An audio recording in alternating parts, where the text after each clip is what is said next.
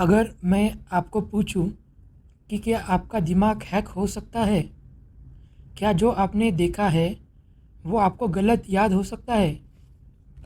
अगर आपका जवाब नहीं है तो साइकोलॉजी कहती है कि आप गलत हो, क्योंकि इसको बोलते हैं मिस इन्फॉर्मेशन इफ़ेक्ट।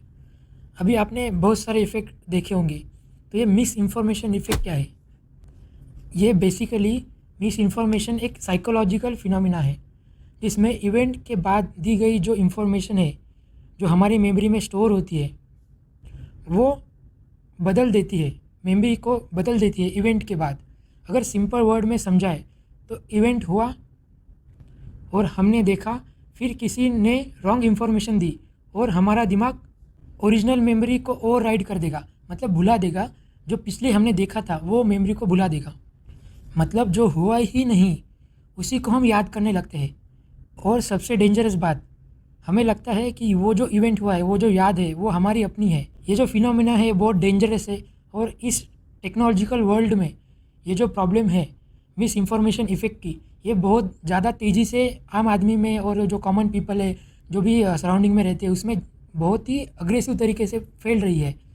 तो नमस्कार टू द वेक्ट इफेक्ट। आज इस वीडियो में हम इस मिस इन्फॉर्मेशन इफेक्ट के बारे में डिटेल में जानेंगे। 2022 और 24 से जो एआई ये टेक्नोलॉजी आई है, deep fake AI generated video, जो आपने देखा ही होगा, आप देखते होंगे, रेगुलरली देखते होंगे। Fake speeches, fake interviews, fake statements, और कहीं कहीं तो दूसरों के फेस लगा के उस वीडियो को बना देते हैं और बता देते हैं कि ये रियल है। कहीं कहीं तो न्यूज़ में ये सब रियल बताते हैं। अभी गल्फ़ में वॉर हो रही है, कुछ ऐसे भी वीडियो है जो फेक है, एआई जनरेटेड है, लेकिन उसको रियल बताया गया है। उस वीडियो को देख के, जो भी एआई जनरेटेड वीडियो है उसको देख के लोग बोलते हैं कि मैंने खुद देखा है, मैंने खुद उसको ऑब्ज़र्व किया है। तो ये सब गलत है, क्योंकि साइकोलॉजी क्या बोलती है basically, video plus emotion plus repeat is equal to fake memory और फॉल्स मेमोरी। और ये सब वीडियो, इमोशन, रिपीट और ये जो है, इसको अगर फैक्ट चेक किया गया, उसके बाद अगर आपने खुद को पूछा कि दिमाग कहता है, आपका खुद का दिमाग कहता है कि नहीं मुझे तो याद है, मैंने ये देखा है, तो ये बेसिकली मिस इन्फॉर्मेशन इफ़ेक्ट है। क्योंकि इसमें क्या होता है, सच्चाई बाद में पता चलती है, मेमोरी पहले जनरेट होती है। क्योंकि विजुअल इफ़ेक्ट में या कहीं भी हम देखते हैं, लेकिन कभी कभी मेंटली उसको सच मान लेते हैं, हालांकि वो सच नहीं होता है। एक फॉर एग्जांपल मैं आपको समझाता हूँ कि व्हाट्सएप पे एक मैसेज आया जो फॉरवर्ड हुआ, उसमें क्या लिखा है कि इस शहर में, फॉर एग्ज़ाम्पल मुंबई में या दिल्ली में, पुणे में वायलेंस हो गया है, आप प्लीज़ मुंबई कर और दिल्ली कर और पुणे कर, घर से बाहर मत निकलो। लेकिन कोई उसका प्रूफ है, कोई सोर्स है तो नहीं। हालांकि वो आपके पास फॉरवर्ड करके आया है, तो आप अगर उसको फॉरवर्ड करोगे तो उससे क्या होगा, फियर क्रिएट होगा। लोगों को वो इमेज देख के जो पीपल है वो शॉक में हो जाते हैं। ऑडियो मैसेज वायरल हो जाता है और 24 घंटे के बाद आपने देखा होगा, तो वो एक नॉर्मल सा गलत फेक न्यूज़ है।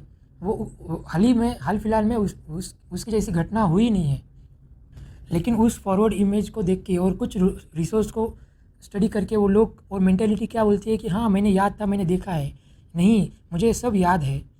मेमोरी रियल नहीं, इमोशनल है। क्योंकि मेमोरी जो होती है ना, ज़्यादातर हमारे पार्ट की जो मेमोरी है वो रियल लाइफ को छोड़ के इमोशनल पे ज़्यादा फोकस करती है। इमोशनल मेंटेलिटी और इमोशनल जैसे भी जितनी भी चीज़ें होती है, क्योंकि नॉर्मल व्यक्ति को अगर बोला जाए कि ये तू मत कर, ये गलत है, और लेकिन वो इमोशनली बोल रहा है, तो उसको जल्दी से मेमोरी कैच कर लेती है।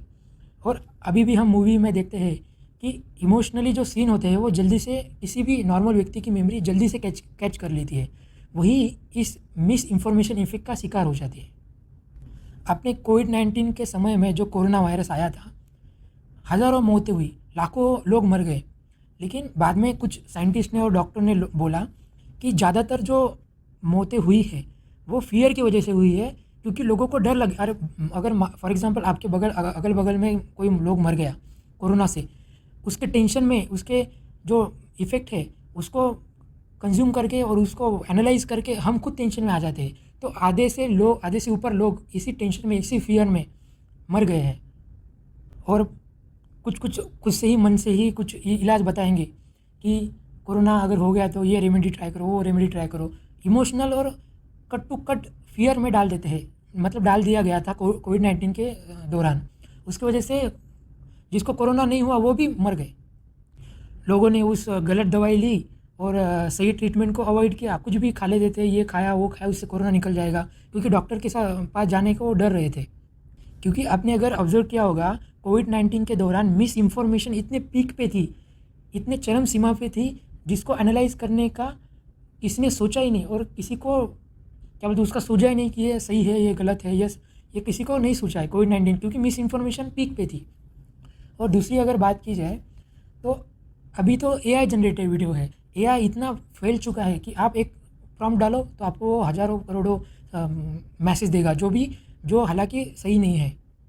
अभी और एक एग्जांपल देता हूँ कि कोर्ट में अगर आप जाओगे तो आई विटनेस को सबसे स्ट्रॉन्गेस्ट एविडेंस माना जाता है, पर साइकोलॉजी कहती है आई विटनेस सबसे अनरिलायबल होता है।